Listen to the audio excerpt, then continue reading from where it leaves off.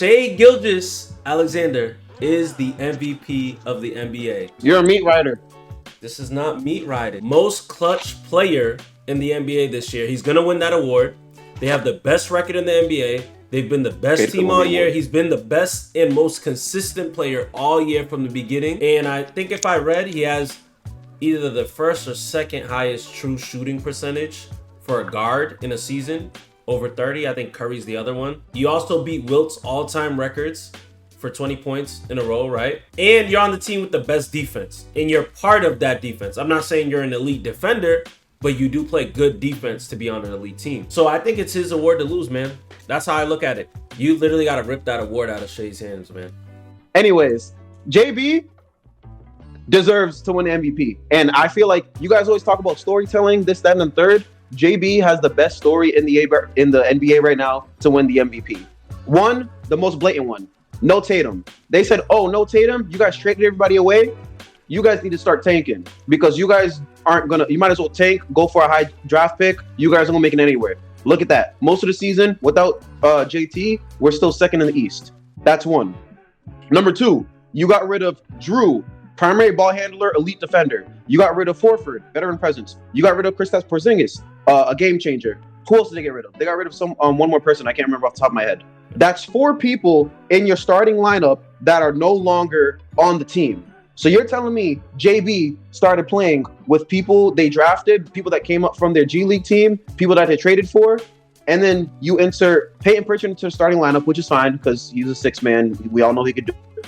You insert Baylor Shyman into the starting lineup. That's year 2. You insert Sam Hauser into the starting lineup. That's a bench player. We all know that. We all love Sam Hauser, but that's a bench player. And you get Hugo Gonzalez, who started playing a lot of the season as a starter. Bro, you literally restructured your whole team, and you're still second in the East behind JB, averaging 30 points and going off almost every night to freaking backpack that Celtics team. Let's be honest here. Mind you, and you're still doing this without, well, I mean, you could say Mimi's a decent center, which he is, but he just got inserted into the starting lineup. But let's be honest, bro. Like, you just have a great storyline, as you guys say, for JB to win MVP. I knew you were gonna do that. Yeah. So, Jay, nobody is believing your Jaylen Brown propaganda. Bro, Shai isn't doing anything different than he did last year. You know what you should do? No, you're right. He's doing the same thing as last year, but even better this year. How are you not MVP? You beat a historic record that nobody thought was ever gonna be beaten. You're doing better this year, and he cooked your man JB in Boston. You didn't mention the MVP matchups, huh? Guess what? Let's talk about that. Let's talk about the Celtics record against other top 5 teams. Let's talk about that. Yo, how can you be MVP? How can you be MVP if when it's time to be MVP, you ain't MVP? Okay, I understand that. You're making a valid point. That is fair. But you got to remember, he's still doing this a majority by himself. How about we talk about the other MVP candidate, Victor Wembanyama, bending over the Oklahoma City Thunder 4 times in a row? We will talk. You know what? Every trip. We will talk about it. Why can't we talk about that? We will talk about it. From the jump, from opening gate. We will. I'll bring it up. From opening gate, Shai has been the best player since day 1 of the NBA season. We didn't start talking about Wemby being an MVP candidate until the start of 2026. And you guys didn't start talking about JB being an MVP candidate until later in the season too. And where is he now? Top 5. My top 5 right now: Shai, Wemby, Luka, Cade. Cade had a better year than Brown. This a worse team than Boston. JB, bro. Bro, yo, you know what's crazy, bro? He's only saying Luka. Stop. He's only saying Luka. It's like watching ESPN with this Laker hype. The Laker team, 10-game win streak that the Laker team has been arguably, Chuma can attest with, that team has been arguably worse as a total team all year than Boston has all year, because they just weren't healthy all year. They weren't healthy all year. No, I agree. It is Shai, but so don't freaking shake your head at me then. That's what I'm talking about. Yeah, Luka only started cooking when he was on that child support. So again, you came in too late. But child support, Luka Doncic is like top 5 like player in the league. That's a fact. I think you look at the overall season. Luka got hot like last month, like the past month. But I mean, are we gonna say anything about them being third in the West now?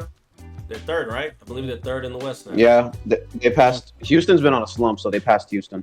If JB wanted to really win MVP, they should have told Tatum not to come back. Exactly. That's the problem. Tatum coming back just ruined everything for JB. We can't discount all that JB's done all season for these past 6 games that Tatum's been back. But that's the thing. I'm not trying to discontinue whatever that is. The fact that JT's coming back now, I mean, he's gonna be able to play how many games until playoffs? About at least 20. Yeah. So at that point, it's just like he's not gonna be eating into that ratio of what JB usage was before. Yeah. Because JT's come back, but you could clearly see since the first time he came back, he's been rusty as hell. He's still building into it. And even since JT is doing that, JB's still averaging his 30, bro. Yeah, he's averaging his 30, but he's not the main initiator of the offense anymore. Yeah, the usage is changed. The usage rate is completely different. I mean, yeah, I told you, when you're number 2 option, your job to score is a lot easier. Tatum even being rusty, him having the ball in general is a threat. Is a presence, correct. Wemby is the only one that has the closest argument, and I can literally say he's gonna win Defensive Player of the Year. Let's just say that off rip. So he has a great argument. It's just I feel like half the year he wasn't really in the race. It's like boxing. You know when you're the champion and when you get to the late rounds, the fight is equal and it gets to the judges. What are the judges always gonna do? They're gonna give it to the champion. You have to rip that award out of Shai's hand. Pretty much. You have to you have to go crazy these next like 20 games to rip it out of his hands. That's the only way I see him losing it. I literally saw Shai like literally rip Jokic's head off in 2 games on national TV. Thank you.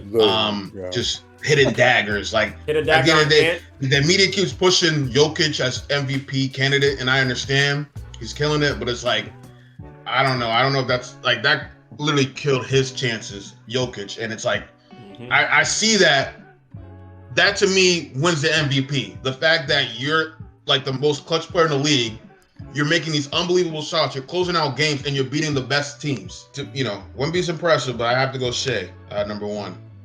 Gabe, you also said, I forgot to agree with that. If you really look at the splits of the Celtics against top 500 teams, their record is not good. Yeah. And I guarantee that alone is going to hinge into JB's, because it's gonna be like, oh yeah, you're doing that, but you're still losing when it really matters. Yeah. To me, you cannot be MVP if the other MVPs come and they whoop your ass. And correct. You cannot be MVP. Yeah. When we watched Shai hit that sidestep 3 on Denver, we all was like, yeah, he got it.